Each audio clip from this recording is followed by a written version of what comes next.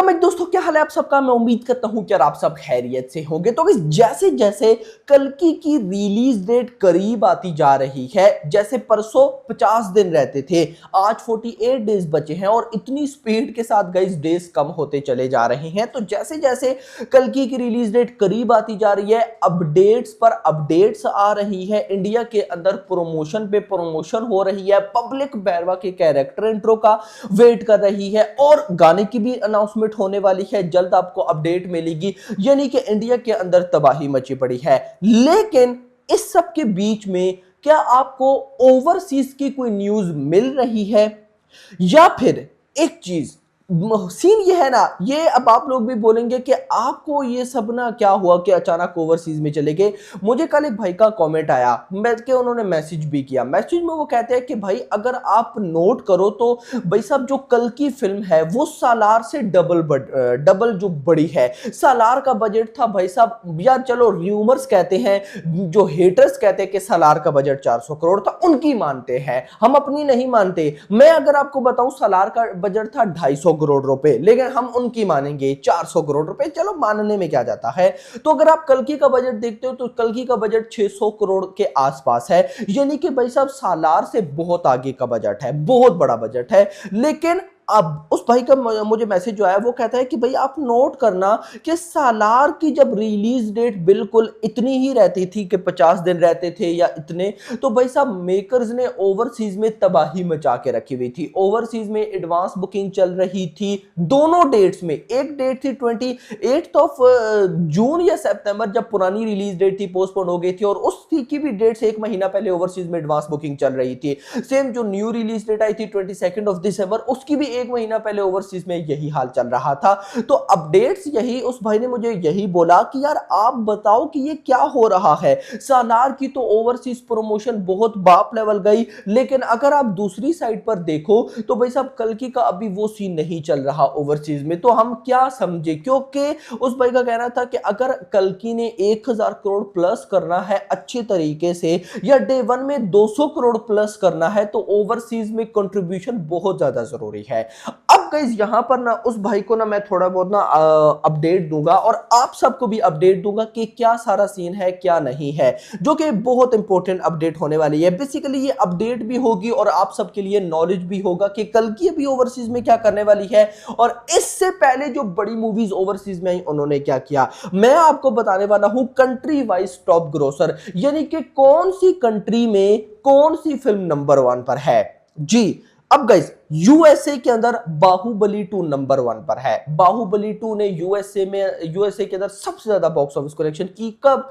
2017 के अंदर। अब बहुत सी ऐसी अपडेट है जो कि ये बोलती हैं कि भैरवा का कैरेक्टर देखने के बाद, फिल्म के अंदर, इंट्रो की मैं बात नहीं कर रहा, भैरवा का कैरेक्टर फिल्म के अंदर देखने के बाद बहुत से लोग सालार, बाहुबली या ये जो पहले के कैरेक्टर हैं इनको भूल जाएंगे और भैरवा के कैरेक्टर को लॉन्ग टर्म तक याद रखेंगे। तो अगर यूएसए के अंदर बाहुबली 2 2017 मतलब 2017 से नंबर 1 पर चल रही है, बीच में बड़ी बड़ी फिल्म आई, पठान आई, जवान आई, भाई साहब उसके अलावा टाइगर 3 आई, और भी मूवीज आई, गदर 2 आई, यानी कि बहुत सी फिल्म आई, लेकिन कोई भी भाई साहब ये रिकॉर्ड ब्रेक, सालार भी रिकॉर्ड ब्रेक नहीं कर पाई। तो मुझे कहीं ना कहीं लगता है कि कल की ये सीन करेगी। कैसे, आगे चलकर बताता हूं। कनाडा में एनिमल नंबर 1 पर है, चाइना में दंगल नंबर 1 पर है, सऊदी में जवान, यूएई में जवान, गल्फ में जवान, यूके में पठान, ऑस्ट्रेलिया में एनिमल, न्यूजीलैंड में पठान, जर्मनी में पठान, सिंगापुर में एंथीरियन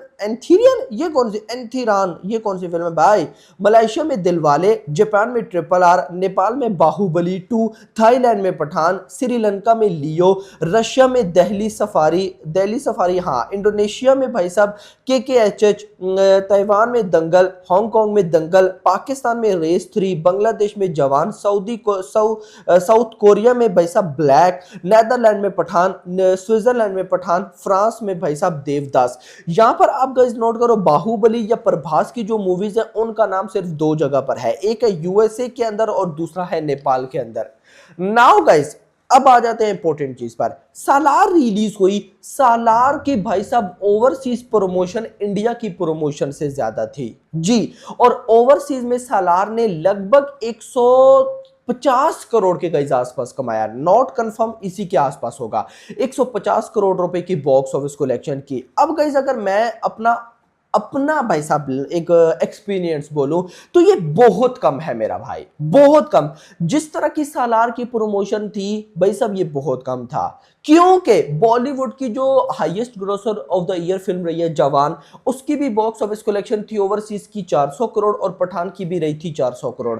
यानी कि बॉलीवुड का क्या रहता है, बॉलीवुड की जो नॉर्मल फिल्म्स भी होती है ना, वो ओवरसीज में अच्छा बिजनेस कर जाती है। लेकिन भाई साहब साउथ की एक बहुत बड़ी फिल्म सालार भी 150 करोड़ कर पाई, तो ऐसा क्यों है? तो गाइस मुझे लगता है पर्सनली, ये मेरा ओपिनियन है, आप लोगों का क्या ओपिनियन है आई डोंट नो, मुझे कमेंट सेक्शन के अंदर बताइएगा। मुझे लगता है कि भाई साहब सालार उनके टाइप की फिल्म नहीं थी, लेकिन उस तरह मैं बोलूंगा कि बहुत नेक्स्ट लेवल उनके लिए नहीं थी, क्योंकि आजकल ओवरसीज में वीएफएक्स, मार्वल टाइप की फिल्म, डीसी टाइप की फिल्म, सुपर हीरोज टाइप की फिल्म, भाई साहब कोई मेरा हॉरर टाइप की फिल्म, इस टाइप की फिल्म चलती है भाई। 2000, अब आप बोलेंगे कि भाई साहब 2017 में बाहुबली 2 कैसे चल गई? भाई 2017 और था, आज का टाइम और है। कोविड जब से आया ना, कोविड के बाद से भाई साहब दुनिया में बहुत सी चीजें बदल गई हैं, जिनमें मूवीज की भी कुछ टाइप्स हैं।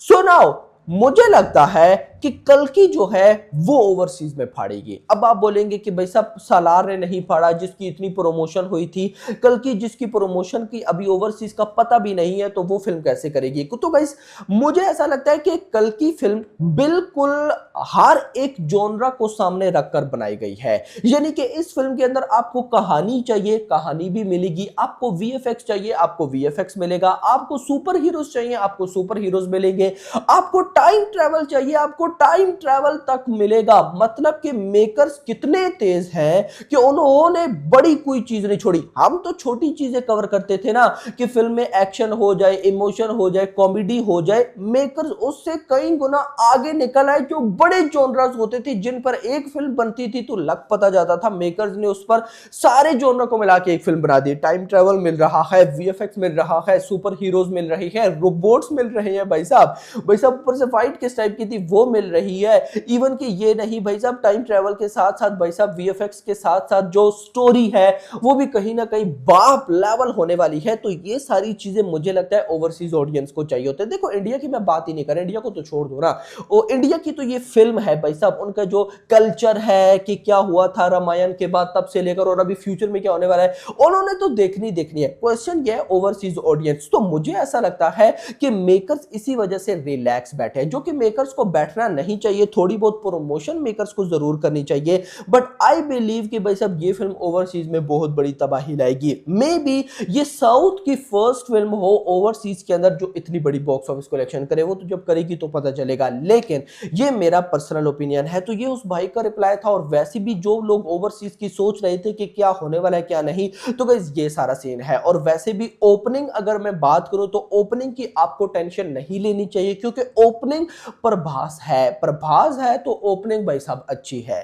तो होप फॉर द बेस्ट। तो गाइस ये कुछ, वैसे तो इसके अलावा भी कुछ छोटी मोटी अपडेट्स थी, बट ये चीज कवर करना बहुत ज्यादा जरूरी था कि पब्लिक सोचकर बैठी है कि भाई साहब ओवरसीज में क्या होने वाला है। तो गाइस ओवरसीज की टेंशन ना लो, ओवरसीज की ऑडियंस के अकॉर्डिंग ही ये फिल्म है, तबाही होगी मेरा भाई। So hope for the best. तो गाइस ये कुछ न्यूज थी जो आप लोग के साथ शेयर करनी थी। होप आपको पसंद वीडियो को लाइक करो, चैनल को सब्सक्राइब करो। अगली थैंक्स फॉर वॉचिंग।